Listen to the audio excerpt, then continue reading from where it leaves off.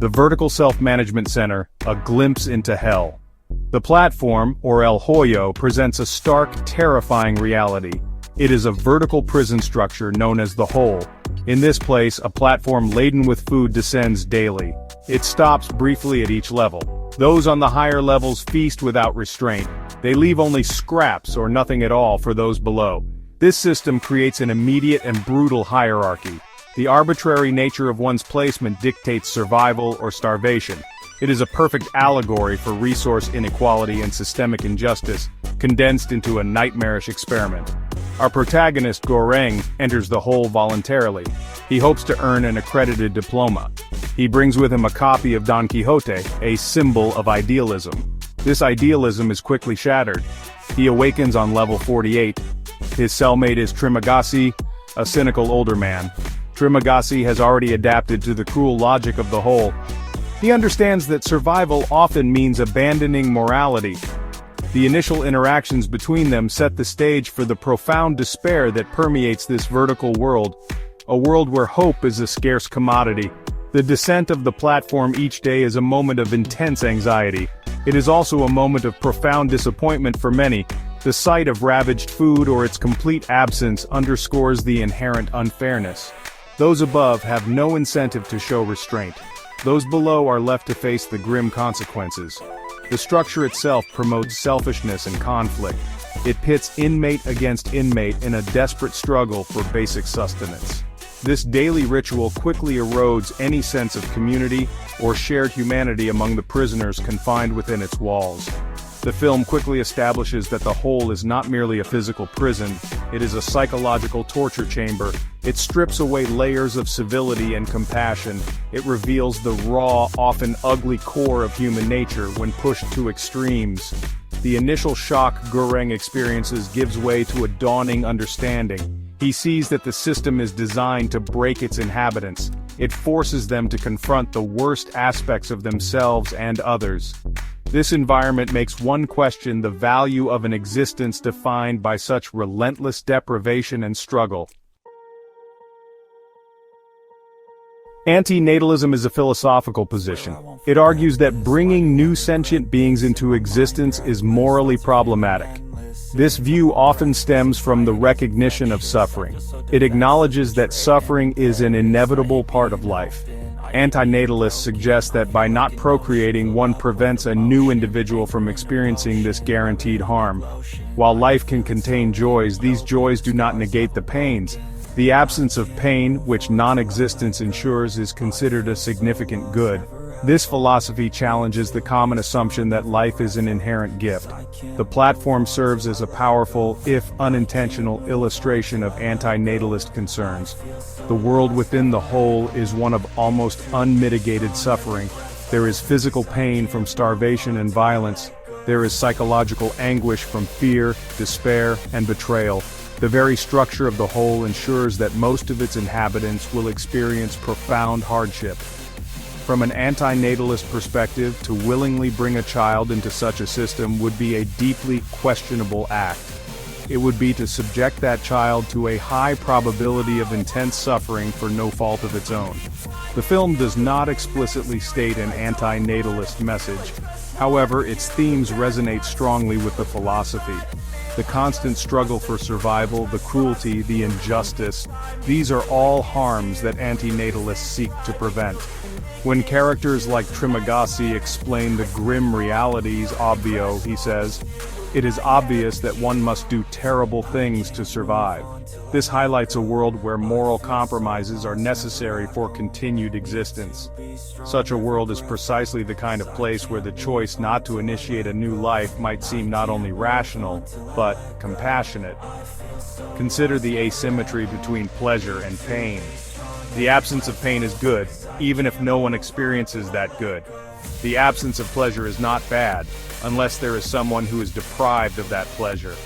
In the Hole, the pain is immense and widespread. The pleasures are fleeting and often come at others' expense. Therefore, not being born into the Hole means avoiding certain significant suffering. It means not being subjected to its torturous conditions. This aligns with the antinatalist view that preventing suffering by preventing existence is a morally sound choice. The suffering depicted in the platform is not random or occasional, it is systemic and cyclical. Each month, prisoners are randomly reassigned to new levels. This offers a fleeting illusion of hope or a terrifying descent into deeper despair. One month, an inmate might be on a high level enjoying abundance. The next, they could be on a low level facing starvation and madness. This constant uncertainty and the guarantee of eventual hardship create an environment of perpetual anxiety. The system itself is the primary source of suffering, a relentless machine of torment. We see various attempts to break this cycle or introduce fairness. Imogwari, Goreng's second cellmate, tries to ration food. She attempts to persuade those below to cooperate. Her efforts are met with resistance, mockery, and ultimately failure. Her tragic end underscores the difficulty of imposing morality onto a fundamentally immoral system. Even well-intentioned individuals are crushed by the weight of the whole's inherent brutality. Her belief in the administration and its supposed fairness is shown to be tragically naive within the context of the daily horrors. The film portrays a descent into savagery driven by this endless struggle. Cannibalism, murder, and profound psychological breakdown are common. These are not acts of inherent evil people. They are the desperate measures of individuals trapped in an unbearable situation. The whole strips away humanity by making inhuman choices necessary for survival. The suffering is not just physical hunger, it is the moral and spiritual degradation that accompanies it. This endless torment makes life in the whole a continuous experience of harm, with little to redeem it. Even moments that seem to offer a glimmer of hope are often subverted. Goreng and Bharat's attempt to send a message, the untouched panna cotta, is an act of defiance, yet it comes at a great personal cost. The suffering they endure to protect this symbol is immense. The film questions whether such sacrifices can truly change a system so deeply entrenched in cruelty. The very existence of a child at the lowest level, Miharu's daughter, is a profound tragedy. She is an innocent brought into this world of guaranteed suffering, a stark symbol of inflicted harm. Given the conditions within the platform, the decision to bring a new life into such an environment seems ethically indefensible. If one knows the high probability of extreme suffering, choosing to procreate is to choose that suffering for another. The film's relentless depiction of pain, injustice, and despair makes a compelling implicit case for an antinatalist viewpoint. Why would anyone condemn a child to the horrors of the whole? The existence of Miharu's child is shocking precisely because it represents the imposition of such a terrible fate upon an innocent. The world of the whole is unjust. Resources are hoarded by a few at the top. Those below are left to fight for scraps.